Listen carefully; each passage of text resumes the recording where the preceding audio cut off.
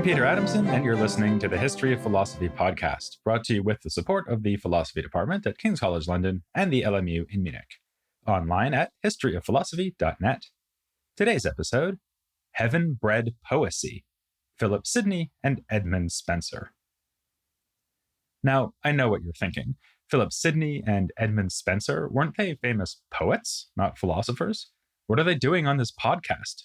Well, I'm not one to rely on mere appeals to authority, and if I were, then the subject of our last episode, Richard Hooker, would have shown me the error of my ways. Still, when great authorities are on my side, there's no harm in mentioning it, especially when the authority in question is Aristotle. So I'm going to start this discussion by reminding you that Aristotle's writings include a work called the Poetics, a foundational work of literary theory. Even better, it features a passage in which Aristotle compares the writing of poetry to the writing of history and says that the poet's enterprise is more philosophical. This is because poetry concerns itself more with the universal, whereas history speaks of the particular. Thanks to the humanist movement, this passage, and the Poetics in general, were well known in Elizabethan England, and in this context, Aristotle's judgment was used to support an even bolder claim that poetry is superior not only to history, but also to philosophy itself. I trust that Aristotle would not agree, and as you might imagine, neither do I. If I did, you'd be listening to the Poetry podcast without any gap, starting with epic and ending with rap. But we philosophers should always be ready to listen to counter-arguments, so let's turn to the proponent of this claim, Philip Sidney. He was innovative in his poetic style, though he's perhaps best known as the author of a prose work, the romantic pastoral tale, Arcadia. It does show some interest in philosophy, but I want to focus here on a much shorter text, his brief Defense of Poesy. The title already raises a question. Why would anyone have felt the need to defend poetry in the Elizabethan period? This was the age of Shakespeare, after all. True, but to Sidney's mind, Queen Elizabeth's court was not doing all it could to support the cause of literature. Furthermore, this was also the age of religious reform, when the arts could provoke considerable anxiety, if not outright opposition. In particular, poetry could easily be associated with classical pagan culture, or the medieval and hence Catholic literary tradition. Roger Ascham's humanist work on education, The Schoolmaster, made this point when it decried the rude, beggarly rhyming that had been brought into England from Papist Europe by men of excellent wit indeed, but of small learning and less judgment. So there was pressure on the poets to show how their chosen art could be reconciled with the strictures of a godly Protestant society. And Sidney had an additional reason to be on the defensive about poetry. As grandson of the Duke of Northumberland, he was a high-ranking aristocrat who might have been expected to distinguish himself through warfare and diplomacy, not by writing verse. By this measure, he was not a complete failure. He was even knighted in 1583, 1 year before his early death at the age of only 31. But he fell out of royal favor after advocating too openly for a strong stance against Spain. So he may have seen his literary career as a kind of consolation prize. Ironically, this made him the ideal messenger for promoting poetry among his aristocratic peers. As one scholar has noted, they would believe Sidney because he only partly believed himself. On this reading, his defense was a bid to depict poetry as a valid alternative to military prowess. This would help to explain the way he begins, by telling of a defender of the art of horsemanship who was so eloquent in the praise of this skill that it made Sidney almost wish he were a horse. Again, I must respectfully disagree. I'd much rather be a giraffe. Sidney's opening gambit satirically positions poetry as a foil to a paradigmatically chivalric art, and thereby invites the reader to reflect on Sidney's own social position. It's the sort of self-presentation familiar to us from Erasmus and other humanists who imitated him, and indeed the whole defense, knowingly ironic yet serious in its themes, echoes the tone of a work like Erasmus's Praise of Folly. It was a lightly worn literary persona that was hard-won. Along with his noble lineage, Sidney brought to the defense an impressive humanist pedigree. He traveled widely in Europe, studying in Padua, Frankfurt, and Paris, where he sat at the feet of Peter Ramus and experienced the St. Bartholomew's Day massacre. He was formed by the new educational model of Philip Melanchthon, which fused Protestant piety with humanist scholarship. Amongst his friends were such outstanding Protestant literary figures as Francois Hotman and Philippe Monet. Lipsius called him the flower of England. Rich, charming, brilliant, and did I mention rich? Sidney moved easily in these circles and shared his ideas about poetry with refined colleagues, but not with anyone else. None of Sidney's writings were printed in his lifetime, so they were known only through manuscripts that circulated among like-minded aristocrats. Putting all this together, we can say that the goal of Sidney's defense was to use humanist rhetorical methods to make a case for poetry as the most excellent of pursuits, aiming to convince both the highborn and the godly. That's a lot of hurdles to jump over, but Sidney was himself no mean horseman and mounted a powerful case. His central contention was that the poet is the writer best positioned to instill virtue in his readers. Because of its aesthetic appeal, poetry can delight as it instructs, like a medicine of cherries. This makes it an ideal teaching aid, especially for those who are just forming their character.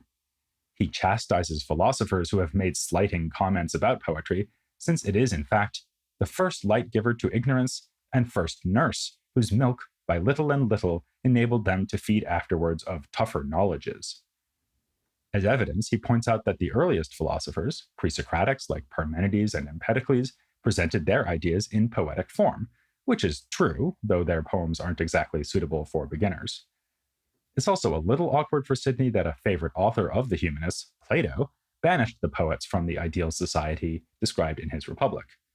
Sidney diffuses this objection by arguing that Plato was only against poetry that teaches falsehoods, for instance about the gods. He was banishing the abuse, not the thing. But the main classical inspiration for Sidney is the one I mentioned at the outset, Aristotle. He takes from Aristotle's Poetics the idea that the function of poetry is mimesis, or imitation. The poet uses this technique to persuade his audience to adopt true beliefs about God and morality. This is where the competition between poetry, history, and philosophy comes in. The problem with history is that it is tied to factual events, which constrains its ability to impart instructive lessons. The poet's freedom to invent means that he can, like the philosopher, focus attention on moral precepts without getting bogged down in the tiresome question of what actually happened in a given place and time. Now, in fact, Renaissance historians were happy to be selective and creative precisely because they wanted to offer their readers moral and political instruction, not just a neutral chronicle of events. But Sidney might say that this just shows the historians' awareness of their own limits. To achieve their aims, they need to use what we could quite literally call poetic license. As for philosophy, it has the reverse problem. Since it is entirely general and abstract, it cannot move the reader. Only poetry can use both precept and example, so it has the virtues of both philosophy and history and the weaknesses of neither. Sidney's focus on virtue is well chosen, since this should dispel religious concerns about the merely aesthetic and also show the utility of poetry for aristocratic readers interested in personal excellence. But, like the hero of a Greek tragedy, Sidney's argument has a tragic flaw.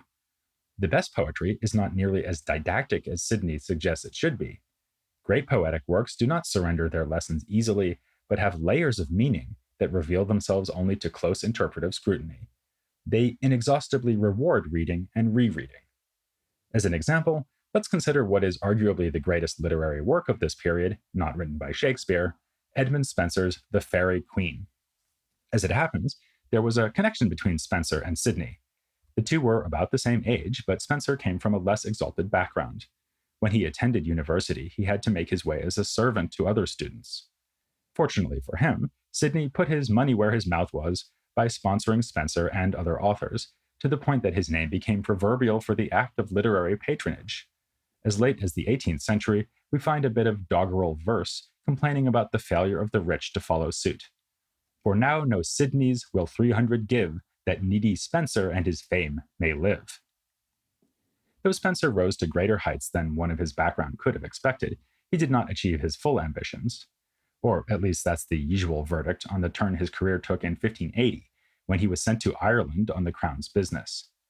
Ireland was considered as a primitive backwater, not least by Spenser himself, so this hardly looks like a promotion, though it has been argued that the relatively autonomous political situation there could have provided opportunities for the ambitious. Nor was Spenser's attitude to his new home wholly negative. He called attention to the long history of literacy in Ireland and also the tradition of bards, impressive to a poet like himself. But it wouldn't be unfair to call him an apologist for the depredations inflicted on the island during the reign of Elizabeth, in particular the killing of 30,000 Irish to make room for a plantation of 4,000 English at Munster. Spenser described the horrific consequences of a scorched earth policy used in Ireland, starving the population. Out of every corner of the woods and glens, they came creeping forth upon their hands, for their legs could not bear them. They looked like anatomies of death. He blamed it all on the Irish themselves, though. They were killed not by the sword, but by the extremity of famine which they themselves had wrought.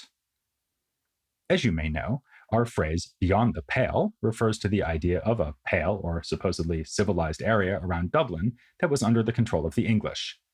A contemporary, William Camden, thus said that whereas the English pale was a place of law, the Irish folk outside it reject all laws and live after a barbarous manner.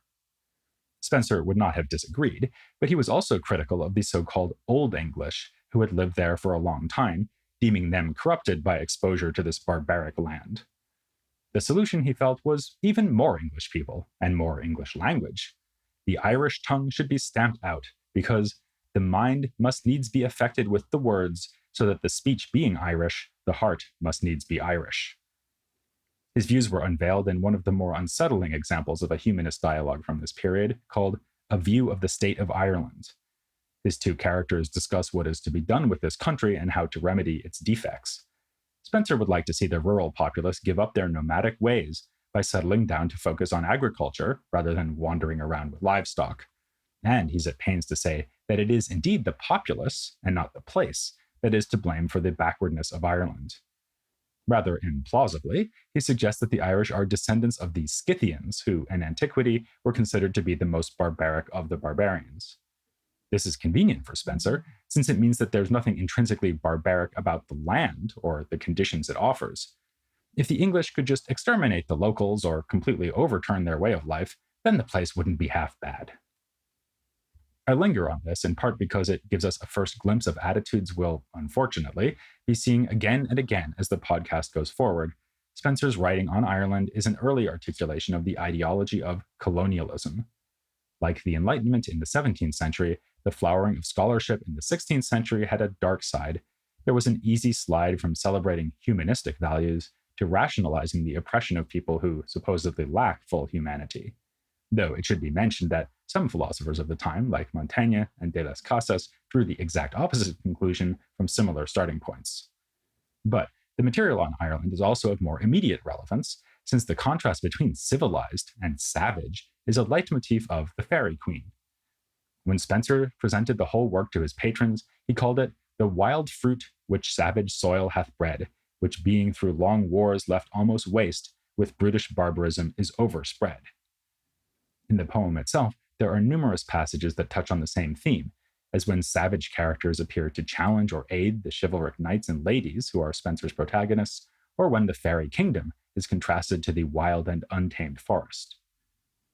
At first glance, the allegorical meaning seems pretty clear.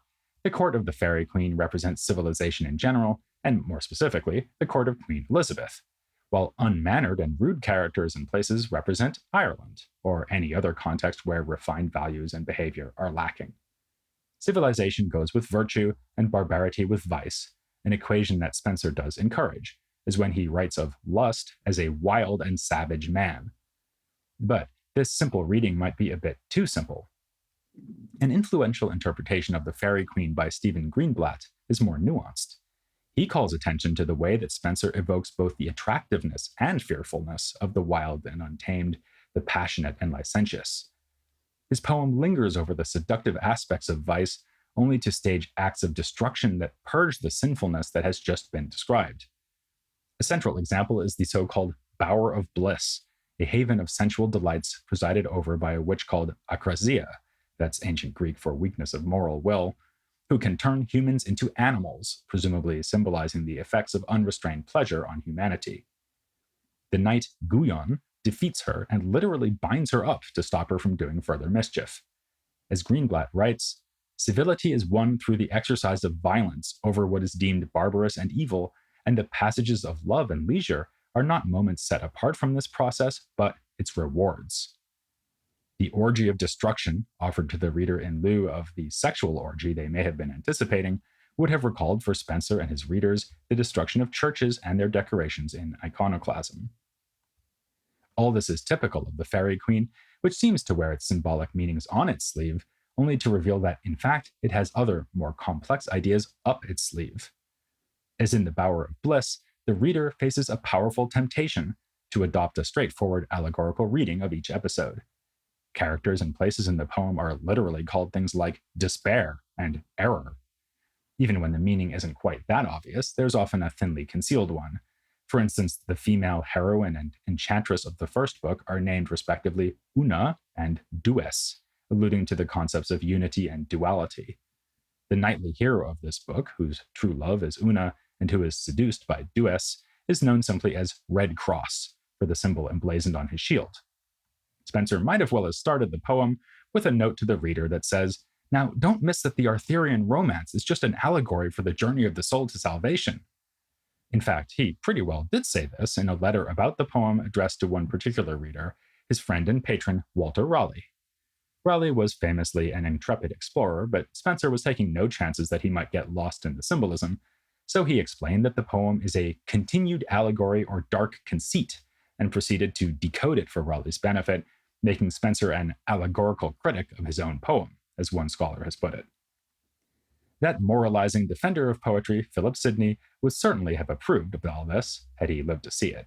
The Fairie Queene was published in installments, the first 3 books in 1589, with a further 3 books in 1596.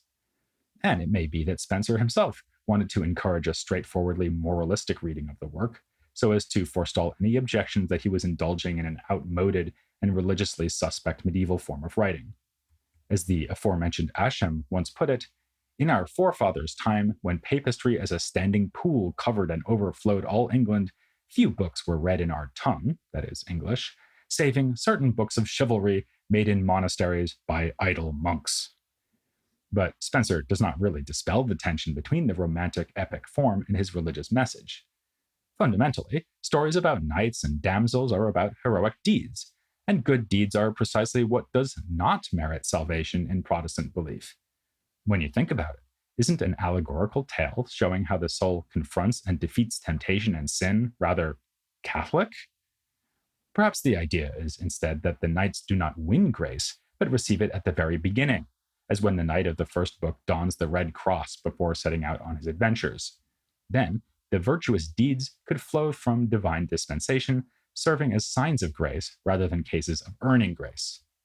That would be perfectly in tune with Reformed thought, but it doesn't sit very well with the way the poem unfolds, since it seems that the knight's redemption still hangs in the balance. They're in constant peril of seduction by sin and also by false belief. The Red Cross Knight encounters a figure representing Islam, named sans foi, meaning without faith. Another opponent is a monstrous representative of popery, whose poisonous bile is vomit full of books and papers, a none too subtle dig at the scholastics. The aforementioned Duessa, meanwhile, is based on the whore of Babylon, typically used by Protestants to symbolize the Catholic Church. These features certainly make clear Spenser's religious commitments, without convincing us that a truly Protestant theology can be allegorized in the form of an Arthurian romance. Equally vexed is the poem's relationship to philosophy. Already in 1628, an exegete of Spenser called him a disciple of Plato's school, and in modern times, it has been argued that Spenser was powerfully influenced by Platonism. This intellectual debt is supposed to be shown especially in an episode in the 3rd book of the Fairie Queene about the so-called Garden of Adonis, but some scholars have vigorously disputed that interpretation. There is general agreement that Spenser was well enough informed about the history of philosophy to have drawn on Platonism. He was a member of the European intelligentsia who benefited from the work of Italian Renaissance scholars like Ficino and Pico. But there is no consensus about whether the poem in general, or the section on the Garden of Adonis in particular, are simply recasting Platonist metaphysics in verse form. So let's look at that passage and make up our own minds. The relevant section tells of how the goddess Venus is searching for Cupid in the savage woods and forests wide when she encounters the realm of Adonis, who is responsible for sending children into the world. This garden is like a more acceptable counterpart of the Bower of Bliss, where sexuality serves its appropriate purpose, namely reproduction. Spenser calls it the seedbed or first seminary of all things that are born to live and die according to their kinds. The reference to kinds here does sound like an allusion to Platonic forms, and there are strong Platonic resonances in Spenser's description of Adonis's dispatching of souls into their new lives. This is worth quoting at length, in part so you get a sense of how the poem sounds. He letteth in, he letteth out to wend all that to come into the world desire. 1,000 naked babes attend about him day and night, which do require that he with fleshly weeds would them attire. Such as him list, such as eternal fate ordained hath, he clothes with sinful mire, and sendeth forth to live in mortal state, till they again return back by the hinder gate. After that they again returned been, they in that garden planted be again, and grow afresh as they had never seen fleshly corruption nor mortal pain. Some 1,000 years so do they there remain, and then of him are clad with other hue, or sent into the changeful world again, till thither they return, which first they grew, so like a wheel around they run, from old to new. So, we have here an Elizabethan English version of Plato's Myths of the Soul, like the one at the end of the Republic, where disembodied souls come into the world and receive bodies like donning a new set of clothes. Just following this passage, we learn that souls can go into different species of animals, another idea familiar from Pythagorean and Platonic philosophy. Through its many incarnations, the soul remains the same, or, as Spenser writes, the substance is not changed nor altered, but the only form and outward fashion. To my mind, the question is not so much whether Spenser is evoking Platonist ideas here, it's why he's doing it. Platonism goes well with his suspicion of body and bodily desire. That attitude was clear from the destruction of the Bower of Bliss. And there are other examples, as when the 4 elements that make up the body are allegorically described as a threat to human rationality. Spenser is also fascinated by the way that images draw our minds and desires toward their exemplars, as in Plato's Symposium. On the other hand, there is a tension between such Platonist tropes and Spenser's presumably more fundamental Protestant beliefs. Think again about this story of Adonis. How are this god and Venus supposed to relate to the Christian god, and what exactly is the moral lesson of the story? Spenser associates receiving a body with sinfulness when he says that Adonis clothes with sinful mire the souls who are being born. That's easy to understand as a Christianization of Platonic myth, but if so, the Christianization is very incomplete. This myth has souls returning after death to the garden to be purified for some 1,000 years before being reborn again. Surely Spenser doesn't want us to believe in this kind of cyclical reincarnation. Rather, he seems to be playing around with classical pagan ideas, letting them both harmonize and clash with true religion. Like bodily pleasures, they are seductive yet to be treated with extreme caution. One critic, struck by the ambivalence of the whole passage, actually thinks that the garden scene is meant to subvert Platonic philosophy. Now, I'm no Spenser expert. In fact, until I sat down to read up on him for this episode, my main association with the name Spenser was a 1980s TV show about a private detective from my hometown of Boston.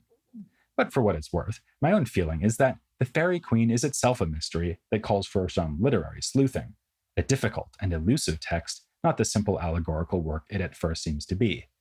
It has been called the most unreadable poem in the English language. That's a title it earns on the basis of its prodigious length alone, as it stretches over some 35,000 lines. But the description also fits because the Fairie Queene manages to offer itself as being readable in a rather straightforward way, and then to undermine that very reading. It is a Protestant work that revels in medieval chivalry, full of both moral strictures and lurid pleasures, self-conscious, self-defeating, self-interpreting, and self-misinterpreting. Does this make it better than philosophy, or worse, or just different? Well, if I may again trouble you with my own opinion, I'm not sure that Sidney's distinction between poetry and philosophy really holds up. Philosophy is not a genre of writing, after all, like poetry is. It can be presented in poetic form, or as a dialogue, a treatise, a novel, you name it. Or how about this? Philosophical theater. Presumably such a thing should be possible if all the world really is a stage and the play really is the thing.